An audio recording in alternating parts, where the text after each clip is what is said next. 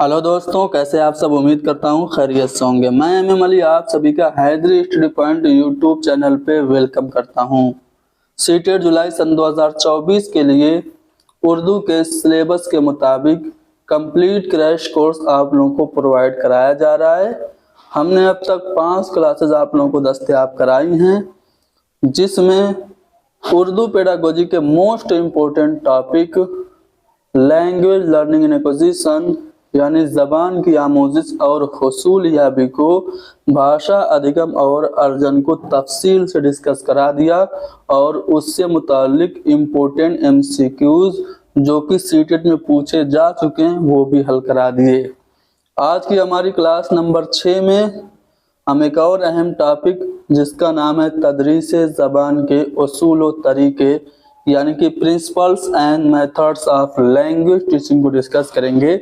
इसमें हम टीचिंग यानी कि तदरीस की तारीफ क्या होती है बताएंगे, माहिरीन लिसानियात ने इसकी क्या क्या तारीफें की हैं वो आपको बताएंगे, और फिर आपको तदरीस के जो मकासिद हैं वो बताने के बाद मैगजिम्स ऑफ टीचिंग यानी तदरीस ज़बान के जो उसूल हैं जिसे हम हिंदी में शिक्षण सूत्र कहते हैं वो जानेंगे। जैसे कि आसान से मुश्किल की तरफ, मालूम से नामालूम की तरफ, मकरून से मुजर्रद की तरफ, मुकम्मल से जुज़ की तरफ और मुतय्यन से गैर मुतय्यन की तरफ, नज़दीक से दूर की तरफ। ये सभी मैगजीन्स ऑफ टीचिंग डिस्कस करने के बाद हम शिक्षण विधियां यानी कि मेथड्स ऑफ टीचिंग को समझेंगे, जिसमें हम grammar translation method, direct method, audio lingual method, communicative method, community language teaching, silent way, total physical response, natural approach और टॉप बॉटम अप्रोच और बॉटम अप अप्रोच, इन सभी अप्रोच के बारे में बताएंगे। और फिर कुछ एग्जाम ओरिएंटेड पॉइंट बताने के बाद आपको कुछ इम्पोर्टेंट एमसीक्यूज जो कि इस चैप्टर से सीटेट में पूछे गए हैं वो भी हल कराए जाएंगे। तो ये सब अगर आप लोग खुद से भी पढ़ना चाहते हैं तो आप हमारे नोट्स को ले सकते हैं। कैसे मिलेगा आपको हमारा नोट्स? आपको हमें व्हाट्सअप करना पड़ेगा 7275549890 पे आप व्हाट्सअप करेंगे तो हम आपको हमारे नोट्स का सैंपल भेजेंगे जिसमें सारी डिटेल्स होंगी। उन्हें फॉलो करके और एक मामूली सी रकम 149 रुपया हमें एज ए गिफ्ट दे करके कंप्लीट नोट्स जो कि 12 चैप्टर पे मबनी है आप हासिल कर सकते हैं। तो चलिए अब हम शुरू करते हैं। तदरीस की तारीफ सबसे पहले समझते हैं। तदरीस होता क्या है? तो तदरीस के मानी है दर्स देना, बच्चों को लिखना पढ़ना सिखाना या मुख्तलिफ उलूम व फ़नून में महारत पैदा करना। तदरीस के ज़रिए मुअल्लिम बच्चों को तरह तरह की मालूमात फराहम करता है, उन्हें मुख्तलिफ बातें जानने, सीखने, याद करने का मौका देता है और मुस्तकबिल की ज़िंदगी के लिए उन्हें तैयार करता है। मुख्तलिफ माहिरीन ने तदरीस की अलग अलग तारीफ़ की है। जैसे एल गेज के मुताबिक तदरीस एक किस्म का बाहमी असर है जिसका मकसद दूसरे इंसान के बर्ताव में तब्दीली लाना है। इस तरह और भी बहुत सारे माहिरीन ने तदरीस की तारीफ़ की है। जैसे बीओ स्मिथ के मुताबिक तदरीस हिदायती अमल का एक मकसद है। सिम्पसन और अदर्स के मुताबिक तदरीस का मतलब उस सिलसिले से है जिसमें तजर्बाकार गुरु के लोग अपने ना तजर्बाकार और ना पुख्ता अफराद की ज़िंदगी से मुताबिकत रखने में रहनुमाई करते हैं। बीएफ स्किनर के मुताबिक तदरीस कुव्वते बख्शी का इत्तेफाकिया सिलसिला है। इसी तरह बहुत सारे लोगों ने तदरीस की तारीफ बताई, आप खुद नोट्स लेके पढ़िएगा। तदरीस के मकासद क्या हैं? जो कुछ आमोजगार सुने उसे समझने की सलाहियत और महारत पैदा करना, ये तदरीस का मकसद है। तकसीम के साथ पढ़ने की, तफहीम के साथ पढ़ने की बच्चों में महारत पैदा करना, ठीक है, यानी कि जो बच्चा पढ़ रहा है उसे समझ सके। तो तफहीम के साथ पढ़ने की महारत पैदा करना, सहल इजहार की सलाहियत पैदा करना यानी कि एक्सप्रेशन ऑफ थॉट्स की एबिलिटी बच्चों में पैदा करना, ये टीचिंग का मकसद है।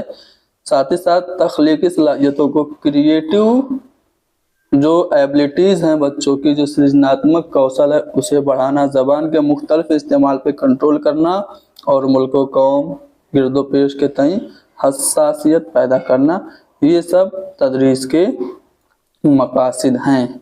अब तदरीस के जो सूत्र हैं या फिर आप उसूल कह लीजिए या फिर मैगजीम्स ऑफ टीचिंग कह लीजिए, जिसकी मदद से हम सबक को आसान, दिलचस्प और मुअस्सिर बनाते हैं, जो बच्चों की नफ्सियात पे मबनी होते हैं, वो कौन कौन से हैं। पहला है आपका आसान से मुश्किल की तरफ, ये मिसप्रिंट है, आसान से मुश्किल की तरफ, ठीक है, आसान से मुश्किल की तरफ, यानी कि जब हम बच्चों को पढ़ाना शुरू करें तो पहले आसान चीज़ें पढ़ाएं, आसान चीज़ें पढ़ाने के बाद धीरे धीरे बच्चों को मुश्किल बातें सिखाएं। इससे बच्चे को सीखने में आसानी होगी और जो वो बच्चा सीखेगा वो परमानेंट होगा, मुस्तकिल होगा। दूसरा है मालूम से ना मालूम की तरफ, यानी कि फ्रॉम नोन टू अननोन, यानी हम पहले बच्चों को वो चीज़ें बताएं जो वो जानते हैं, फिर गैर मालूम चीज़ों के बारे में बताएं, यानी कि हम इंडक्टिव मेथड को फॉलो करें। इंडक्टिव मेथड में क्या होता है, पहले हम बच्चों को ऐसे मिसालें दें जो उनके आसपास की हों, जिसके बारे में वो जानते हो, और फिर उन्हीं मिसालों से रूल क्रिएट कर दें, यानी एग्जाम्पल टू रूल जाएं। तो ये मालूम से ना मालूम की तरफ हमें पढ़ाते हुए जाना चाहिए। तीसरा है मकरून से मुजर्रद की तरफ, यानी कि मूर्त से अमूर्त की तरफ, कॉन्क्रीट टू एब्स्ट्रैक्ट हमें जाना चाहिए। जो बच्चों के सामने प्रत्यक्ष रूप से चीज़ें मौजूद हैं पहले उसके बारे में पढ़ाइए, फिर जो चीज़ें उनके सामने मौजूद नहीं हैं, एब्स्ट्रैक्ट चीज़ें, उनको बाद में पढ़ाइए। जैसे मान लो बच्चों को पढ़ाना है कि फोटोसिंथेसिस क्या होता है, तो पहले ही आप ये मत बताइए कि जो हम कार्बन डाइऑक्साइड छोड़ते हैं और जो पौधे ऑक्सीजन छोड़ते हैं वो मिलके क्या होता है, फोटोसिंथेसिस का प्रोसेस होता है। नहीं, पहले आप बच्चों को बाकायदा तौर से पेड़ पढ़ाइए, पेड़ की जो पत्तियां हैं वो पढ़ाइए, ठीक है, पत्तियों में किस तरह से ऑक्सीजन उससे निकलता है, हम पानी देते हैं तो पानी किस तरह से खनिज वगैरह में बदल के किस तरह से पत्तियों तक जाता है, और वहाँ पे इस तरह से जो सारा प्रोसेस हम पहले बता लेंगे, फिर बताएंगे कि फोटोसिंथेसिस होता है। यानी कि हम पहले बच्चों को मूर्त चीजें सिखाएं, बाद में अमूर्त चीजें सिखाएं। मुकम्मल से जुज की तरफ जाएं, यानी कि पहले ही बच्चों को पूरी चीज बता दें, फिर उसको बाद में डिवाइड करें, ठीक है। मुतय्यन से गैर मुतय्यन, जो चीजें पहले से डिफिनिट हैं उन्हें बता के फिर इनडिफिनिट चीजों को बाद में बताएं। तो ये सब मैगजीम्स ऑफ टीचिंग है। अब हम बात करेंगे शिक्षण विधियों की, यानी कि टीचिंग मेथड्स की, तदरीस ज़बान के तरीकों की। इससे काफ़ी सवाल पूछे जाते हैं। सबसे पहले ग्रामर ट्रांसलेशन मेथड क्या होता है, तो ये सीखने का सबसे पुराना तरीका है। इसका इस्तेमाल ज़्यादातर एक ज़बान की मदद से दूसरी ज़बान सिखाने के लिए किया जाता है। इसमें तालिबे इल्मों को हदफ ज़बान यानी टारगेट लैंग्वेज और कवायद पढ़ने और उसूल याद करने के लिए कहा जाता है। यानी कि अगर आपको इंग्लिश सीखना है तो आप इंग्लिश को पढ़िए, इंग्लिश के रूल और उसकी जो ग्रामर है उन्हें सीखिए, और फिर पहली ज़बान की मदद से आप दूसरी ज़बान में तर्जुमा कीजिए। तो यह है ग्रामर ट्रांसलेशन मेथड, ठीक है, जिसमें हम पहली ज़बान की मदद से दूसरी ज़बान सिखाते हैं। इसमें यानी ग्रामर ट्रांसलेशन मेथड में जो टीचर का रोल होता है वो इम्पोर्टेंट होता है। इसमें टीचर का जो किरदार है वो फीडबैक देने वाला होता है, यानी कि टीचर बच्चों को फीडबैक देता है, बाज़रसी देता है।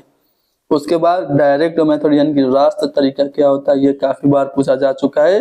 तो इसके तहत दूसरी ज़बान सिखाने के लिए हम किसी ज़बान की यानी कि मादरी ज़बान की मदद नहीं लेते, बल्कि हम आमोज़गारों को सीधे वही ज़बान सिखाते हैं। अगर बच्चों को इंग्लिश सिखाना है तो हम उर्दू या हिंदी की मदद नहीं लेंगे, डायरेक्ट बच्चों को इंग्लिश सिखा देंगे। यानी कि हम इस तरीके से ठोस चीज़ें सिखाते हैं, ठीक है। मुजर्रद तस्वुरात सिखाना हमारा जो डायरेक्ट मेथड है उससे काफी मुश्किल हो जाता है।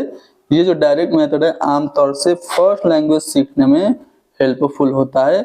इस तरीके के कार में यानी कि डायरेक्ट मेथड में रास्ता तरीका में प्रत्यक्ष विधि में मादरी जबान का इस्तेमाल नहीं होता है, बल्कि ये हदफ जबान की तालीम पर मुनहसिर होता है।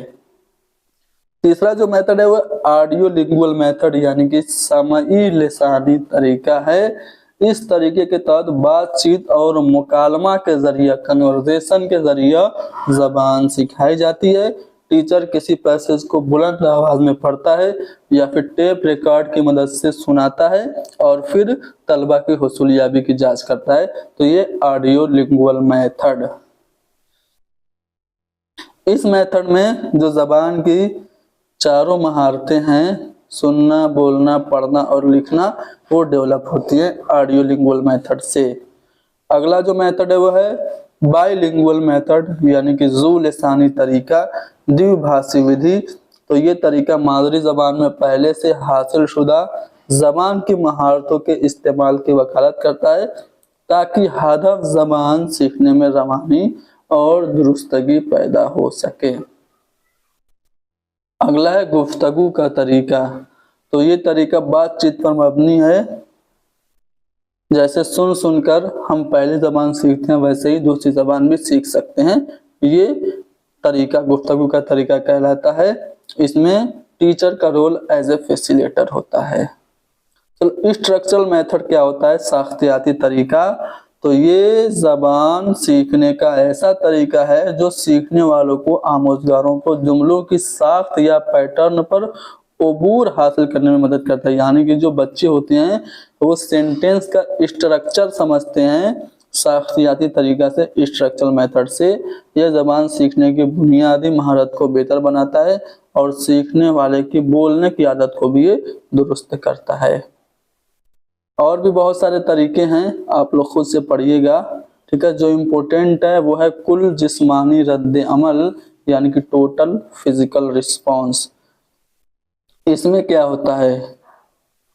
तो इसमें जिस्मानी हमारी एक्टिविटी होती है, जिस्मानी और जहनी तौर पर इस तरीके से बच्चे तैयार होते हैं। इस तरीके में मुअल्लिम क्या करता है? पहले हदफ जबान का नमूना पेश करके तफहीम पैदा करता है। मुअल्लिम की बातों और हिदायत का जवाब तलबा गैर लफ्जी तौर पर यानी कि जिस्मानी हरकत से फिर लफ्जी तौर पर यानी कि जबान के जरिए देते हैं। यानी कि इसमें बच्चे फिजिकली एक्टिव होते हैं, बदनी सरगर्मियां करते हैं। जैसे मान लीजिए कोई गाना बच्चे गा रहे हैं जिसमें सर, घुटना और कंधे का लफ्ज आया है, तो गाना गाते हुए सर, घुटना और कंधे को वो टच करेंगे, तो वो तरीका आपका टोटल फिजिकल रिस्पॉन्स होगा। फितरी तरीका यानी कि नेचुरल मेथड, ये जो तरीका है इसमें बच्चा गलती करके सीखता है, यानी कि ये तरीका करके सीखने पे मबनी है। अगला जो तरीका है वो है टॉप बॉटम अप्रोच यानी ऊपर से नीचे का नुक्ता नजर। ये इम्पोर्टेंट है। इस नुक्ता नजर में आमोजगार जबान के माने जानने के लिए साबिका मालूमात का, प्रीवियस नॉलेज का यूज करता है। यानी कि अगर कोई बच्चा अपने प्रीवियस नॉलेज का यूज करके किसी भी पैसेज की मीनिंग को समझने की कोशिश कर रहा है तो वो ऊपर से नीचे का अप्रोच अपना रहा है। ये जो अप्रोच है ये इनफरादी आवाज़ों, अल्फाज और फिक्रों के बजाय ज़बान को कुल के तौर पे या मजमूई के तौर पे देखता है। यानी कि इस मेथड से अगर कोई भी किताब तैयार की गई है तो उसमें पहले ही आपको नज्म और स्टोरीज देखने को मिलेंगी और अल्फाबेट्स यानी कि ABCD बाद में देखने को मिलेंगी। ये नुक्ता नज़र कवायद के ढांचे और इनफरादी अल्फाज के बजाय मानी पे तवज्जो मरकूज करता है, यानी मीनिंग पे जो कंसंट्रेशन है वो बढ़ाता है। आपका टॉप बॉटम अप्रोच, ऊपर से नीचे का नुक्ता नज़र। अगला है नीचे से ऊपर का नुक्ता नज़र। ये हिस्सा से मुकम्मल यानी कि फ्रॉम पार्ट टू होल की तरफ यानी जुज से कुल की तरफ ये मुंतकिल होता है। इसमें पहले हम हरूफ तहज़ीब पढ़ाते हैं, फिर अल्फाज, फिर उसके बाद कहानी और आखिर में नज्म की तदरीस देते हैं। तो हमने कुछ अहम जो टीचिंग मेथड से वो आपको बता दिए। अब एग्जाम ओरिएंटेड कुछ पॉइंट मैं बताने जा रहा हूँ, फिर हम कुछ एमसीक्यूज को हल करेंगे। बच्चा कोरी स्लेट नहीं है, इसे तदरीस व आमोजिश का मरकज होना चाहिए। यानी कि बच्चा बिल्कुल सादा नहीं होता है, कोरी स्लेट या फिर कोरा कागज नहीं होता है, बल्कि वो तजर्बात का खजाना लेके आता है। वो घर से अपनी मादरी जबान सीख चुका होता है, इसलिए उसे तदरीस व आमोजिश का मरकज होना चाहिए। बच्चे के जो एक्सपीरियंसेस हैं उनको क्लासरूम में इस्तेमाल करना चाहिए। जो भी हम प्लानिंग बनाएं, तमाम मंसूबों की तश्कील बच्चे की ज़रूरत और सलाहियत के मुताबिक हमें करनी चाहिए। ठीक है, चलो आज के लिए इतना ही बस। फिर अगली क्लास में हम बिग्स और कल्प क्या होता है ये समझाने के बाद, रीलिया और स्टीफन क्लेसन का नज़रिया समझाने के बाद कुछ इम्पोर्टेंट एमसीक्यूज को हल करेंगे। आप हमारा नोट्स लेना चाहते हैं तो व्हाट्सअप कर दीजिए, नंबर पहले भी बता चुका हूँ, फिर बता देता हूँ 7275549890। और व्हाट्सअप करना है, व्हाट्सअप के अलावा कॉल आप मत कीजिएगा, ठीक है। व्हाट्सअप कीजिए, हम सैंपल भेजेंगे। Thank you very much.